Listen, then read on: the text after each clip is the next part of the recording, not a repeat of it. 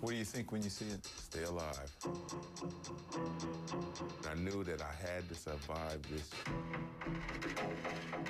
I went up like that with my hands up and showed no threat. This was a lynching on video. We, the jury, in the above entitled action, find the defendants. I think the verdicts lit a match, but the tinder was already in place and very dry.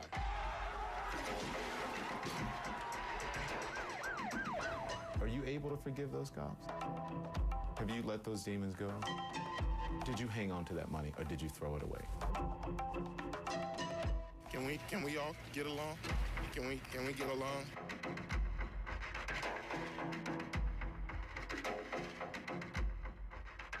March 3rd, 1991, 25-year-old Rodney King is thrust from obscurity to a national symbol of police brutality.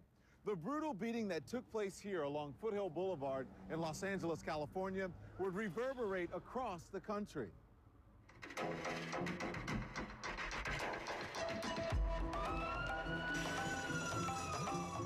A city in flames.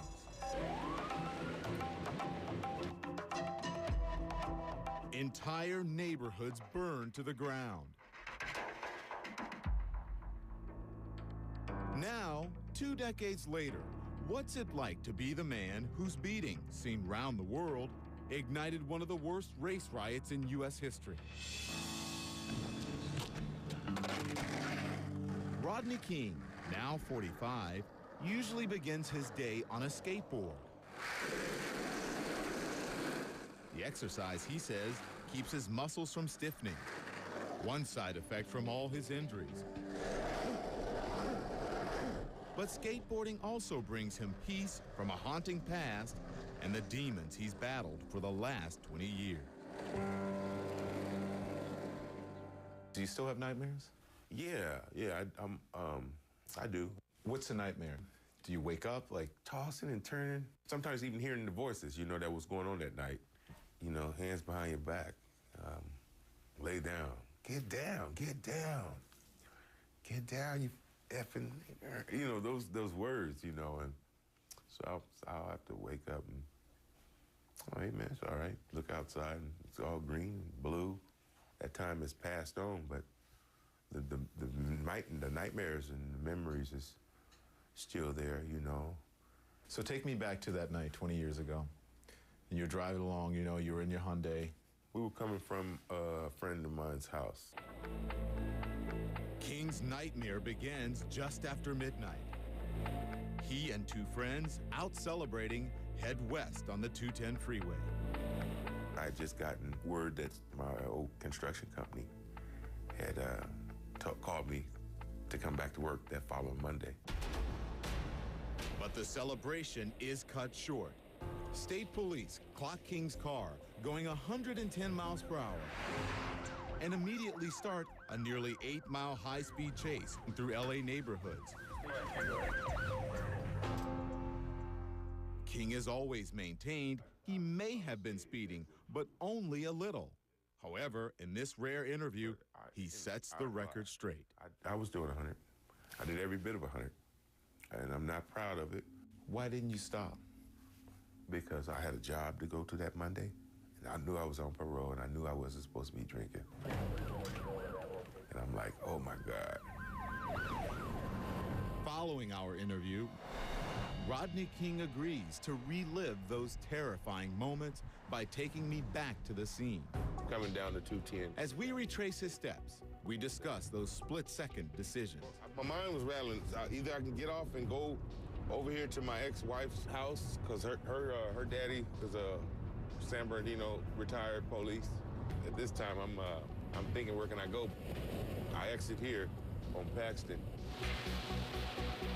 So when you exited here, were they behind you? Could you see them? No, they weren't. They were nowhere in sight. When I came to this light right here, that's when I noticed the helicopter. He's way in front of me, the lights beaming down, going across the streets.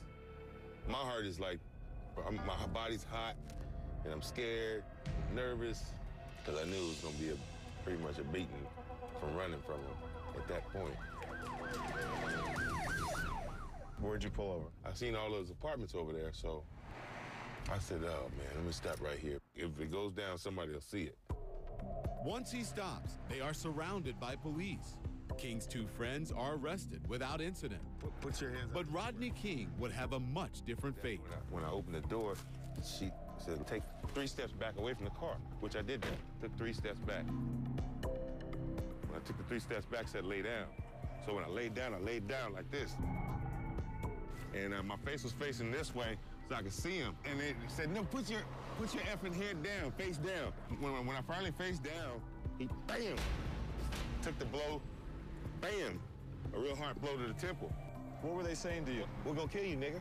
We're gonna kill you, nigga, run. I knew I was doomed for death. So when he said that, I just looked for a clearance, just kind of like blocking and looking for a clearance. When he did that, I just looked, and then I went up like that to run this way with my hands up to show no threat. And that's when I didn't know, but my leg was broke. Look closely at the beginning of this unedited version of the video. You can see King does try to get up and run. He appears to lift his arms before falling to the ground. It's this portion of the video that later impacts a jury's decision. Blood's just gushing down the street. Felt death. You know, death wasn't far away. What's it like coming here and getting down on the street and reliving this again? I can't believe I'm alive to get down there. I can't believe I'm alive today. King says the chase and the beating last a combined 15 minutes. 15 minutes of hell. He sustains more than 50 baton blows and shocks by a taser gun. But it's not over. Somehow, he has to find the strength to survive. As the ambulance rushes him to a nearby hospital, he begins to find it more and more difficult to breathe. I was blowing the blood out of my sinuses and out of my mouth so I could breathe. King's injuries, which include 11 fractures, are too severe to be treated at Pacifica Hospital. So he has to be rushed to the trauma unit at USC Medical Center. His initial surgery takes 3 doctors working 5 hours straight to keep him alive. It was incredible how many fractures there were. In a CNN interview in 1994, the ophthalmologist who treated King said some bones were so pulverized they were like grains of sand. We're surprised that he actually was alive. When you finally woke up, do you remember the first time you saw your reflection? Yes. I just started crying when I looked at myself. I was like, will I ever look normal again? In severe pain and depressed by the possibility of more jail time, King knows he has to tell his side of the story. But who would believe him? There is no evidence. Or so he thinks. This is history. This is history. We finally caught the Loch Ness Monster with a camcorder. Coming up, a city explodes in rage. And later, Rodney King, a life haunted by demons. Do you still have issues when it comes to addiction?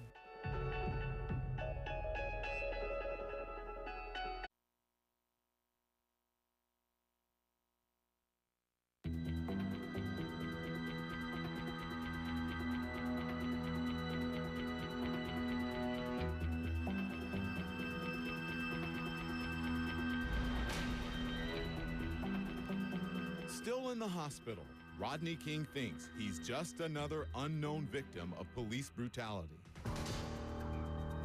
Little does he know, his arrest and brutal beating are captured on video by George Holliday, who lived in the apartments across the street. I was just amazed at what was happening, the feeling of, what the hell could he be doing, could he have done to deserve such punishment?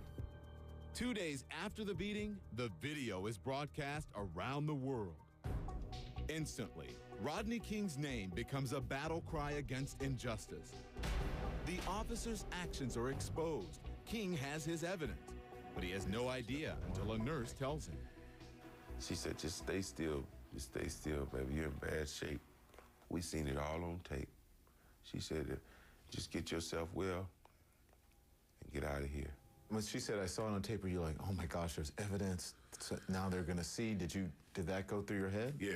I said to myself, at least it's on tape. Maybe I got a chance. Maybe I got a chance. The video ignites a firestorm of outrage. Rodney King is released without being charged. Milton Grimes was one of King's attorneys. I saw it on TV, and I'm saying, they have got to stop beating our brothers like that in South Africa, because I just imagine it was out of the country.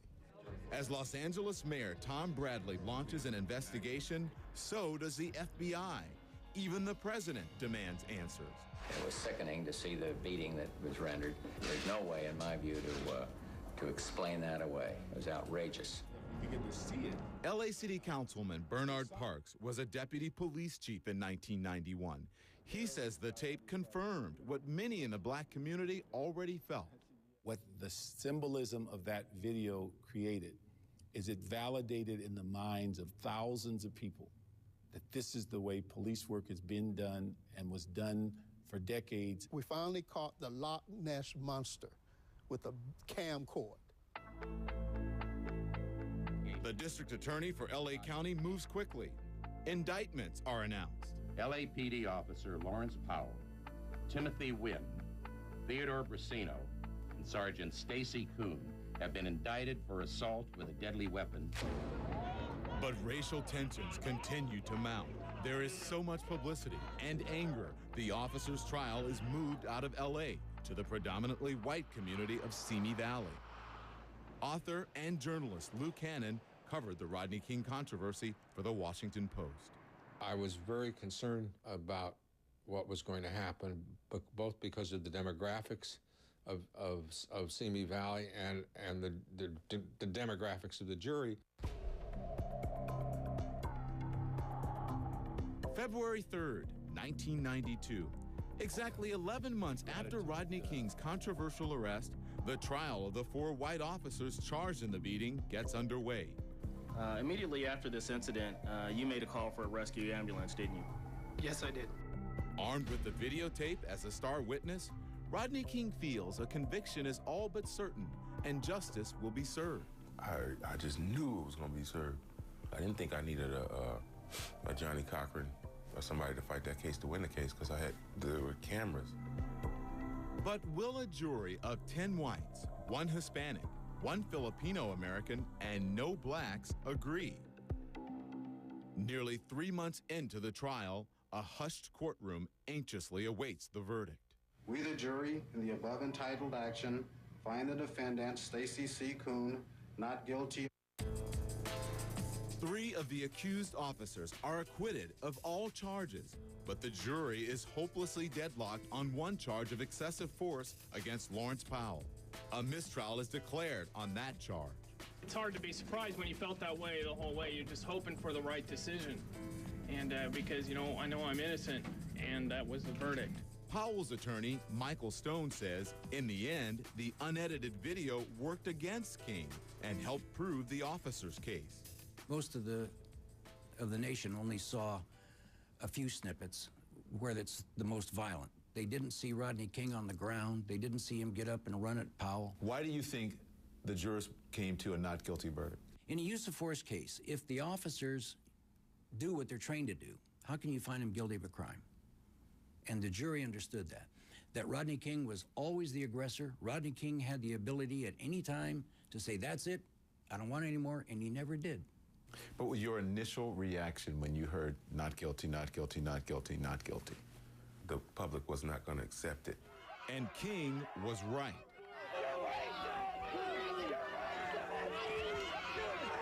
This is a reaction just outside the courthouse. Sheriff's deputies having to protect Sergeant Stacy Kuhn as he makes his way to his car. Movie director John Singleton is in the crowd and makes a chilling prediction. By having this verdict, what these people done, they lit the fuse to a bomb.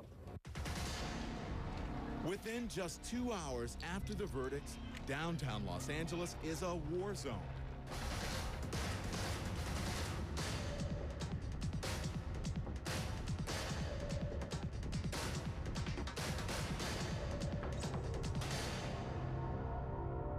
I said, you know, if I was 20 years younger and had some new tennis shoes, I would be in the streets tonight. This was a lynching on video. Looters go on a rampage. Innocent people are randomly attacked.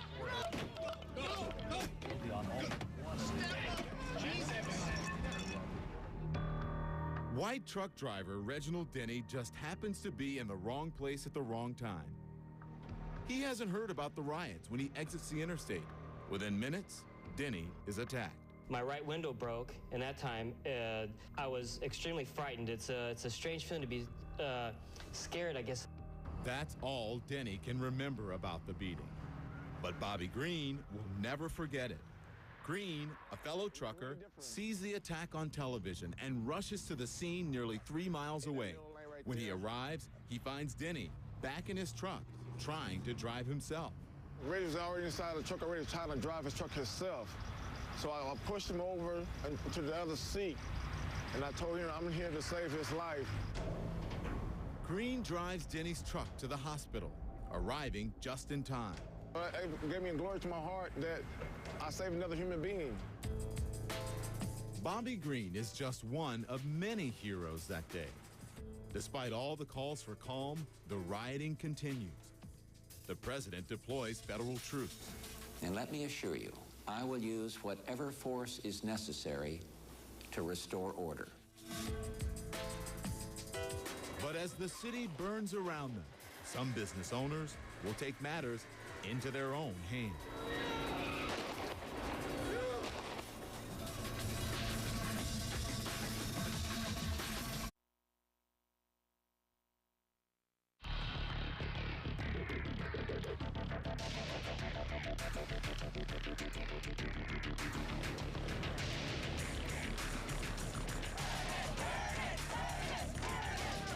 As flames spread across wide sections of the city, Rodney King remains secluded, but stunned by the magnitude of destruction.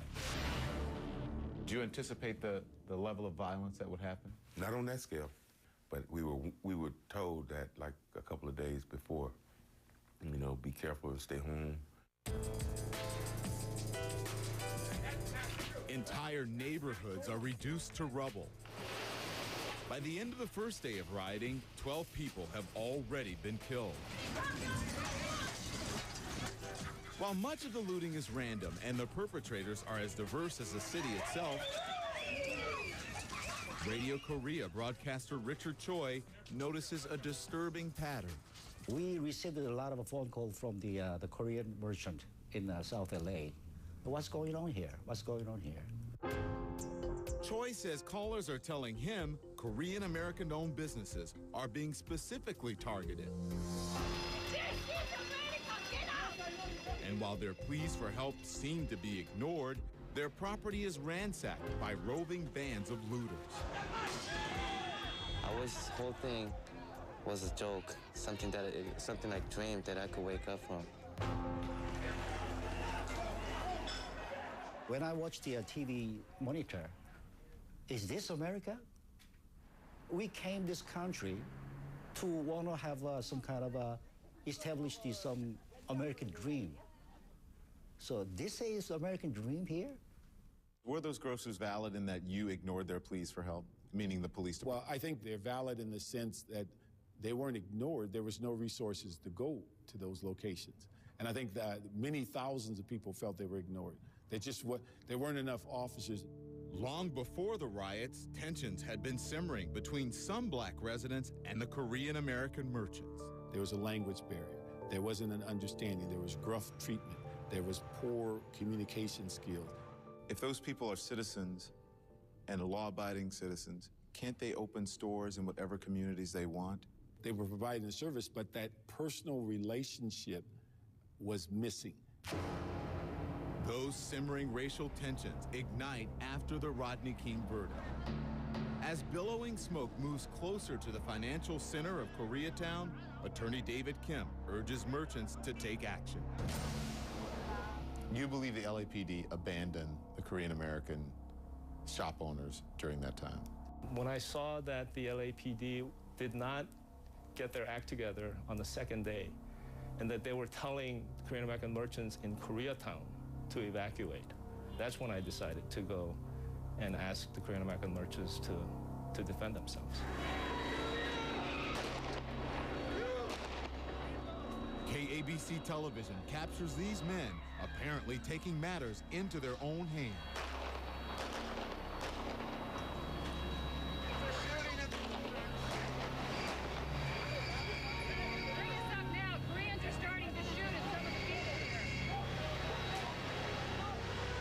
By defending themselves, Kim says, Koreatown became a buffer zone in the battle to prevent the loss of more lives and property. The fact that Koreatown itself was largely unscathed, I think you have to credit the people who live there, and particularly the merchants who were armed and defended their property. As the riots enter a fourth day, the man at the center of the storm emerges from obscurity, his voice visibly shaken. King speaks to the world. People, I just want to say, you know, can we all get along? Can we get along? Did you feel compelled to come out and say what you said? After the first trial, can we all just get along?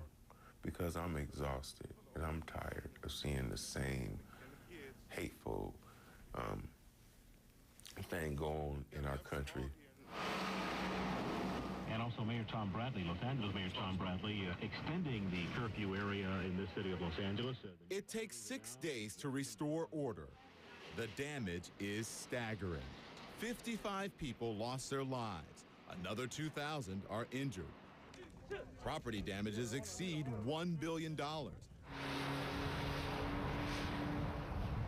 1 week later, President Bush makes a personal visit to Koreatown to ease tensions. It helped the Korean Americans because they felt like the system had abandoned them. I think that it at least helped them heal their wounds. The events that unfold after the jury's verdict present a watershed moment in the history of race relations across the country. But in LA, those relations are soon tested again. As another trial keeps the city on edge.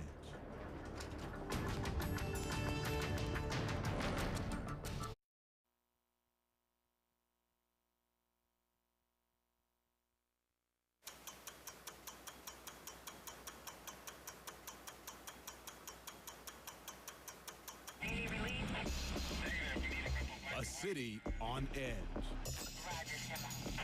Koreatown ourselves, businessmen, we are ready too. The LAPD says if violence breaks out here in LA, it will be ready. If you take to the streets, you will give the police the legal right to kill you. Nearly a year after riots and rage rocked Los Angeles, LA braces itself for the outcome of a second trial. Under pressure from President Bush, the Department of Justice files federal charges against the 4 police officers acquitted in Simi Valley. The question at the heart of this case, were Rodney King's civil rights violated? There was palpable tension, even downtown at the Roybal building where this trial was held. We have tried to get along with minorities. Keep my people in slavery. He didn't say that. He didn't say that. Keep my people in slavery. He didn't say that. There are noticeable differences between the two trials. This one would take place in downtown Los Angeles, and Rodney King would take the witness stand. Prosecutors intentionally kept King out of the courtroom for the first trial. They thought I was going to go all crazy and act a fool on stage, and it wasn't about that. I just want to get up here and testify and just tell the truth. Another difference, this time there are 2 African-American jurors. Journalist Lou Cannon says the fear of riots loomed. These jurors, they were from Southern California. They were scared. Defense attorney Michael Stone admits the climate hurt his case. There was no way in the world that any jury would acquit all of the defendants again. Are you saying that you walked into a courtroom with a client who you believed had no chance? Pretty much so, yeah. I was so positive and new in my heart that I'm not even worried about it. If they don't call me, we're still gonna win. Rodney King takes a witness stand and testifies that racial epithets were used during the beating. His testimony would spark a war of words between the legal teams. Mike Stone knows that the word nigger was used. Did your client ever use the word nigger? Absolutely not. No one out there did. And as he's lying prone, he says, someone said, we're gonna kill you. And that's when you see him getting up. He is still willing to stand up in this courtroom before a jury and say, they said the word nigger, and then say, well, maybe it was killer. I'm not sure. Lawrence Powell, accused of making the racial slur, also disputed King's testimony. Rodney King is no doubt a liar. The evidence bears that out. First you said it wasn't racial, then you said it was, and then you said you heard the N-word, and then you said you didn't. Oh, no, I heard it. But my mom said, whatever you do, don't say it was racism. So I respect her for that at that time. I know what I heard. After 45 days, the federal trial ends. I think we will be acquitted, but that 1% of, that we might not be is real worrisome. On the 6th day of deliberations, the jury reaches a verdict. We, the jury, find the defendant, Stacy C. Coon, guilty. Yeah!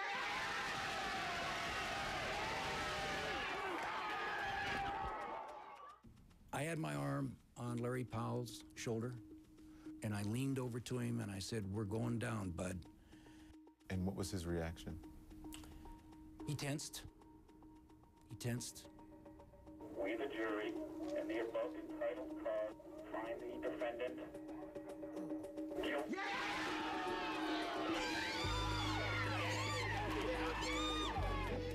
2 out of the 4 officers are found guilty. It was like, God dang, I just hope we just get one. I hope we just get one on that. If we get one, we're good. So to get to 2, I was really happy. Sergeant Stacy Coon and Officer Lawrence Powell were both sentenced to 2.5 years in federal prison. The verdict seemed to satisfy the community. No riots erupted. It was here at the Roybal Federal Building where guilty verdicts gave Rodney King the justice he was looking for. But one more trial was still to come. Rodney King's lawsuit would determine how much money, if any, he received for his injuries. King's civil suit against the city of Los Angeles was his 3rd trial in 3 years. I fit this profile of the conservative African American. Cynthia Kelly, the only African American juror during the civil suit, says the jury deliberations were contentious. Half of them had no sympathy whatsoever. They did not care at all. They just didn't care. Like, he broke the law, he deserved what he got. And what do you think of that? I told them they were crazy. No one deserves to get beat like that. The jury eventually sided with Kelly and awarded Rodney King $3.8 million. So many people been through what I've went through, and I just happen to be first in line for it to get recognized, and people say, hey, we're not taking this shit no more. We're through. Up next, Rodney King's battle to put the beating behind him. Are you able to forgive those cops?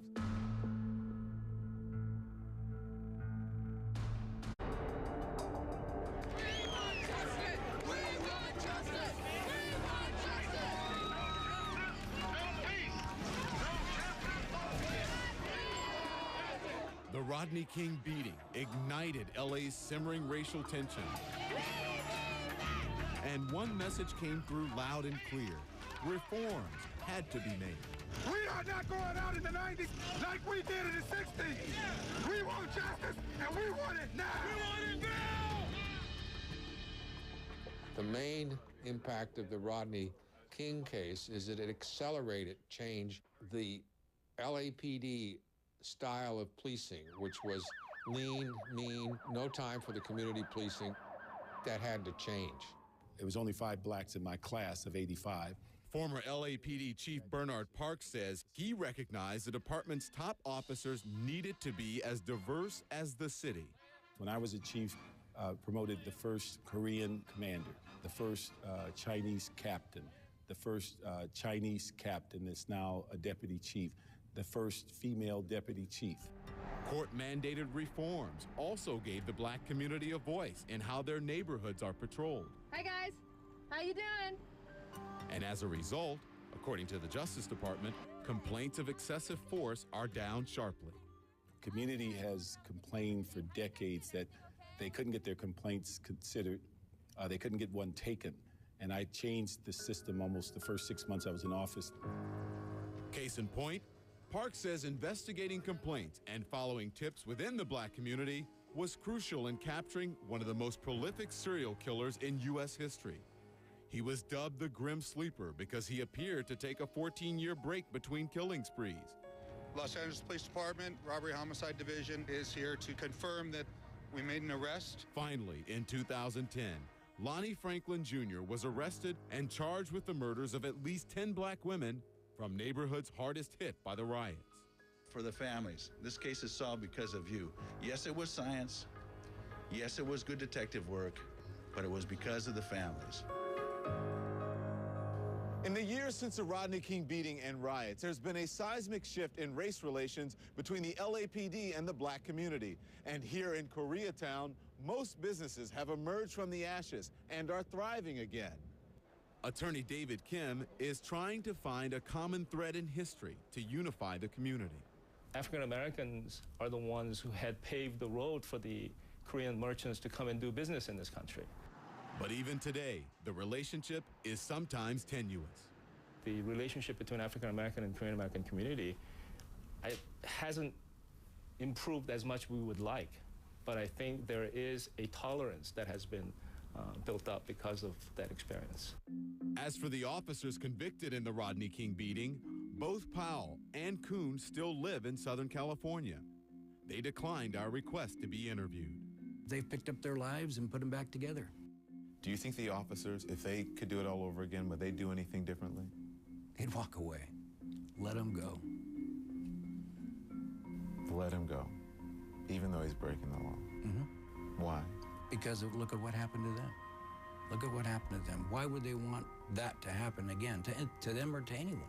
I think Mr. King has told the truth. The King case also had a profound impact on the lawyers who argued the case on opposite sides. If I was to have been able to write a script for a case, this would have been a script that afforded me an opportunity to be involved in helping our society progress to the point of peace and civilization. It's all how the jury looks at it. History has recorded that Rodney King incident as a racist beating of a black man by 4 white police officers, and that's really tragic. I failed in my singular mission, I guess, to change minds about that case. As for the LAPD, Bernard Park says the culture within the department has changed, but it remains a work in progress. I think it's an evolving process that everybody works at every day, and when there's a misstep, you try to correct it. You don't try to slough it off. You don't try to ignore it. You have to move forward and see how you can make it better. For Rodney King, the vicious beating never seems to fade from memory.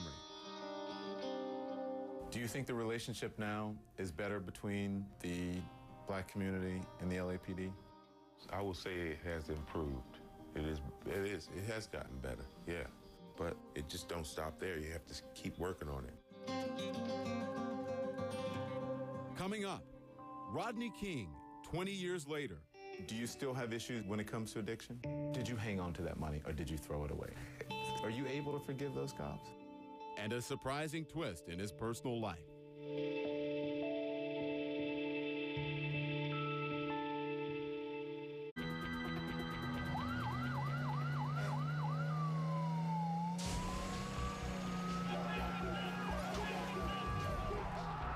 In the 20 years since Los Angeles was turned upside down, the city still faces its share of challenges. We have 140 languages spoken in the city of LA. It's impossible for any one human being to understand every culture. Every day is a challenge because of the dynamics.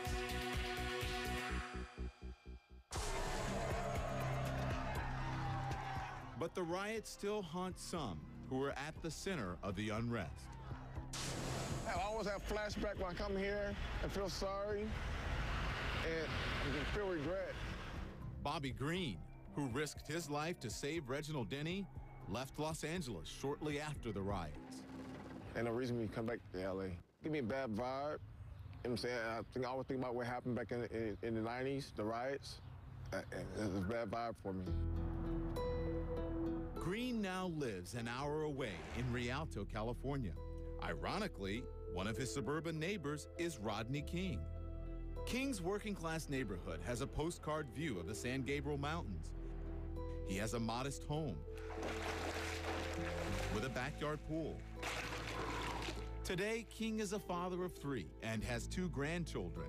He's 20 years older and, according to him, a lot wiser. King admits his past is riddled with bad decisions. If you could do it all over again, what would you do? Would you go out that night? Would you? I would have stayed home. I think I'd have stayed home. For years after the beating, Rodney King continued to have run-ins with the law. In 1996, he was sentenced to 90 days for a hit-and-run involving his wife. He was also arrested several times on charges related to domestic abuse, drug intoxication, and indecent exposure. Why after all that? That's what people would say, especially black people. Why after all that, Rodney? Are you still getting in trouble? I guess the trouble that they see me in is a part of my life that I'm working on.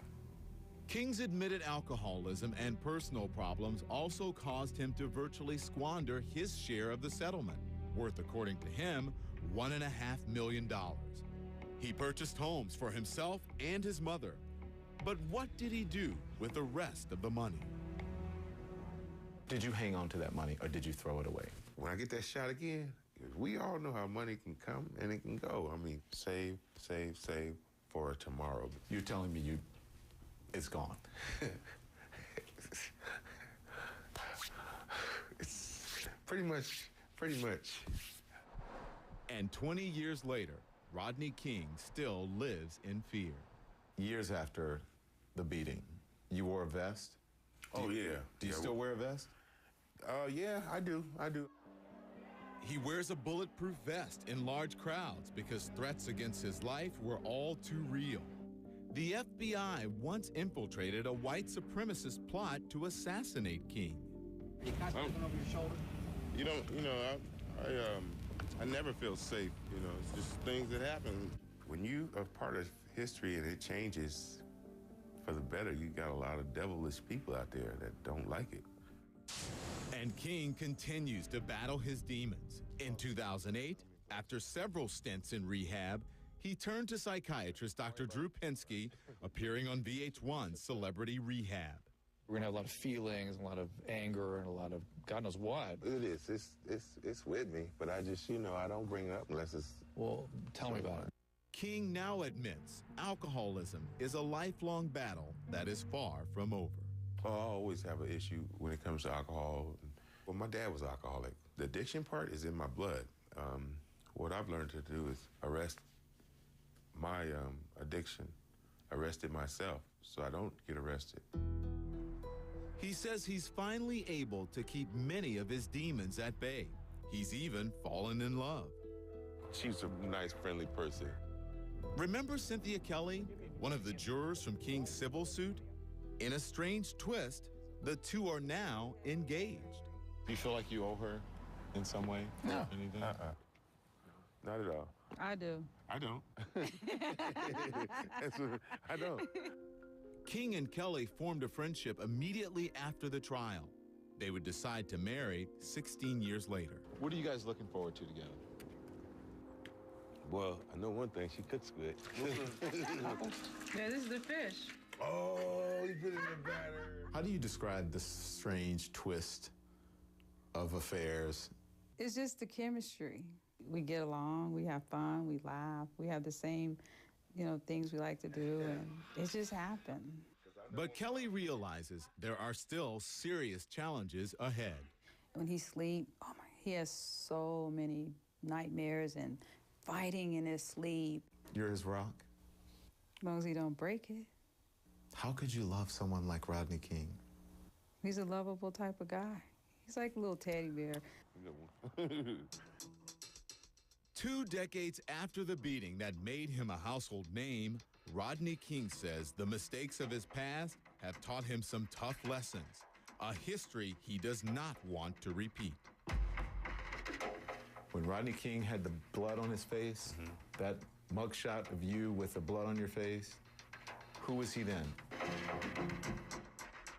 Oh, man, a guy that was almost dead and just like happy to be able to still have that face, to be able to see that face.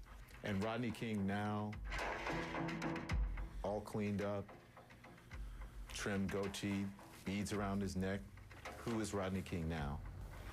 I consider myself a decent, good human being. Are you able to forgive those cops? Oh, yeah. I've been given a break many times in life. Everybody's entitled to a break, I didn't die, you know what I mean? No animosity? Nah. For what?